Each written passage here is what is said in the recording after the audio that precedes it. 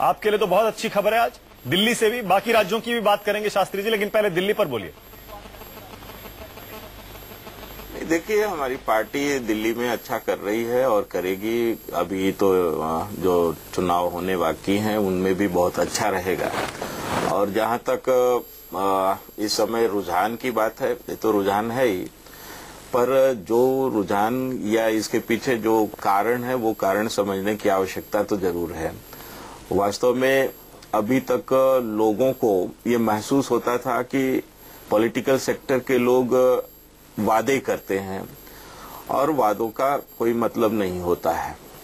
पर भारतीय जनता पार्टी ने प्रमाणित किया कि हम वादे नहीं करते हैं, बल्कि हम उन वादों को पूरा भी करते हैं, हम डिलीवरी करते हैं। गरीबी हटाओ के नारे तो पूरे देश में और शुरू से ही लग रहे थे, पर आज लोगों में यह भरोसा हो गया है कि कम से कम भारतीय जनता पार्टी एक ऐसी पार्टी है जो डिलीवरी कर सकती है, क्योंकि हमने डिलीवरी करके दिखलाया है। हमने लोगों को बगैर एप्लीकेशन के उनके घरों में उज्ज्वला योजना के माध्यम से एक गैस कनेक्शन भेजवाया। हमने जो उन घरों को अंदाज कीजिए जिनमें शौचालय नहीं थे, बहु बेटियां बाहर जाती थी। नहीं शास्त्री जी, ऐसे करोड़ों करोड़ घरों में हम लोगों ने शौचालय बनाए। आप बड़ी दिलचस्प बात कह रहे हैं। आप कह रहे हैं दिल्ली विधानसभा के उपचुनाव में अगर आप जीत रहे हैं तो केंद्र सरकार के कामकाज पे जीत रहे हैं, आप यही कह रहे हैं? अब हमने तो दिल्ली में तो हमारी सरकार भी नहीं है, फिर भी हम लोग तो वहां पर कर रहे हैं सारी चीजें। और उत्तर प्रदेश में तो हमारी सरकार नहीं थी, हमने तो वहां पर केंद्र की जो डिलीवरी थी उसी के आधार पर इतनी बड़ी जीत हासिल की है।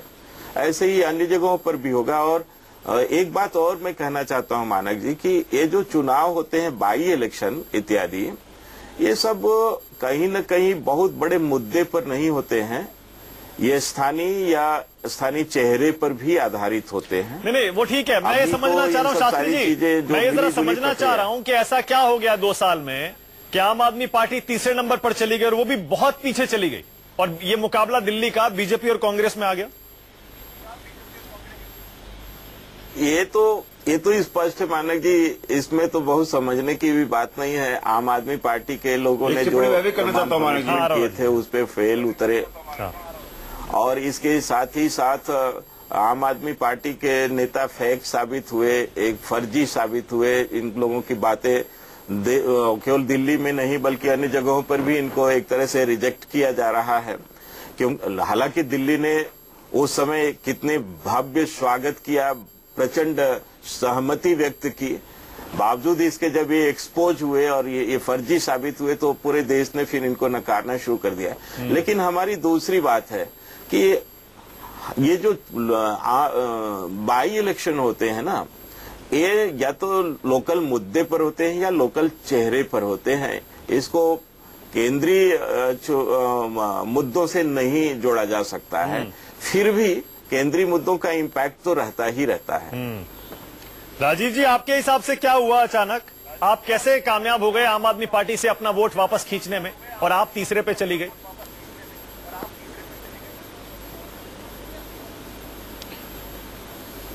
देखिए मानक जी, बहुत स्पष्ट कहना चाहूंगा, संचार क्रांति होने के पश्चात आज हम 21वीं सदी में है भारतवर्ष, और लोगों के पास सूचनाएं हैं आज के समय में, और सूचनाओं को बेहतर इस्तेमाल वो चुनाव में करते हैं, इसमें कहीं कोई दो राय नहीं है। देखिए, आम आदमी पार्टी पे बहुत ज्यादा टिप्पणी ना करते हुए, लेकिन मैं इतना जरूर कहना चाहूंगा कि राजनीति बदलने की बात की गई थी। उन्होंने कहा था कि वो पारदर्शी होंगे, उन्होंने कहा था कि वो भ्रष्टाचार मुक्त शासन देंगे, उन्होंने कहा था कि वो ऐसा शासन देंगे जिसमें आम आदमी में और नेताओं में कोई दूरी नहीं होगी। लेकिन जो उन्होंने कार्य किए हैं पिछले 1.5-2 साल में, उनसे आप स्पष्ट देख सकते हैं कि आम आदमी पार्टी ने डिलीवर नहीं किया है। हमने दिल्ली को कूड़े के ढेर पे देखा है पिछले 1-1.5 साल में। हमने दिल्ली को विकास के लिए सिसकते सिसकते रोते हुए देखा है, रो रही है दिल्ली विकास के लिए।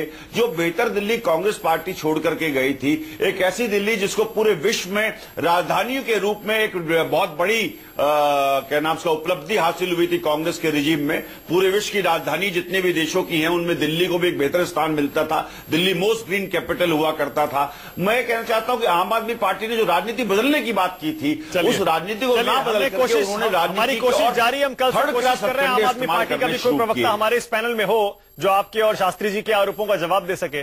लेकिन ब्रेक पर जाने से पहले दिव्या, अभी क्या अपडेट है, कितना आगे चल रहे हैं सिरसा या कितना पीछे हैं दिव्या? अभी तक जो 6 राउंड की जो काउंटिंग है वो पूरी हुई है और 15,500 वोट जो हैं वो मनजिंदर सिंह सिरसा को मिले हैं, 11,500 कांग्रेस को मिले हैं और 3,155 वोट आम आदमी पार्टी को मिले हैं। राजीव बब्बर इस वक्त यहाँ पहुंच चुके हैं, दिल्ली प्रदेश के नेता। राजीव जी बधाई हो, लेकिन आम आदमी पार्टी के लिए तो करारा झटका है, तीसरे नंबर पर पहुंच गई और मनजिंदर सिंह सिरसा जो इतने भारी वोटों से आगे चल रहे हैं, क्रेडिट किसको देंगे? क्या लगता है मोदी लहर है या कार्यकर्ताओं की जीत? देखिए ऐसा है, जहां तक रजौरी गार्डन की बात है, इसमें दोनों ही बातें हैं। मोदी जी की पॉलिसीज, उनके काम करने का ढंग, जिस तरीके से भारतीय जनता पार्टी काम कर रही है, जिस तरीके से गरीब आदमी को भी लग रहा है कि ये पार्टी जो है वो देश को आगे लेके जा रही है, वो प्लस यहाँ जो कार्यकर्ता जिस तरीके से मिलके लगा था और जिस तरीके से प्रेस्टीज बनाई थी, क्योंकि दिल्ली में आम आदमी पार्टी ने धोखा दिया और रजौरी में महा धोखा दिया। बीच में से जिस तरीके से लालच में कैंडिडेट भागा था, तो जनता ने उसका एक स्पष्ट उत्तर जो है वो अभी आम आदमी पार्टी को देना शुरू किया। मोदी जी की जीत है या कार्यकर्ताओं की? क्योंकि लोकल मुद्दों पर चुनाव लड़ा जाता है, विधानसभा हो या नगर निगम। देखिए इसमें या का प्रश्न नहीं है, ये दोनों की जीत है। मोदी जी की भी जीत है और कार्यकर्ताओं देख लिया। हाँ, यानी कि मोदी जी जीते तो मोदी जी, हारे तो उसके बाद कोई और कारण ढूंढने लगते हैं। सभी पार्टियों का यही हाल है, सिर्फ बीजेपी का नहीं है। दिव्या आपके पास लौटेंगे, लेकिन बड़ा दिलचस्प है, बीजेपी के नेता जश्न मनाना शुरू कर चुके हैं और कह रहे हैं मोदी जी की जीत है। छोटा सा ब्रेक ले रहे हैं, फौरन हाजिर होंगे। इस ब्रेक के बाद हमारी खास कवरेज जारी है। दिल्ली से बड़ी खबर आ रही है उपचुनाव में, आम आदमी पार्टी रजौरी गार्डन उपचुनाव में तीसरे नंबर पर बीजेपी आ गई। छोटा सा ब्रेक। वक्त की बड़ी खबर यही है, उपचुनाव के नतीजों में 10 में से 7 सीटों पर बीजेपी आगे चल रही है। 8 राज्यों की 10 विधानसभा सीटों पर उपचुनाव हुए थे, जिनमें से 7 पर बीजेपी आगे है और 3 पर खबर आ रही है कांग्रेस आगे है।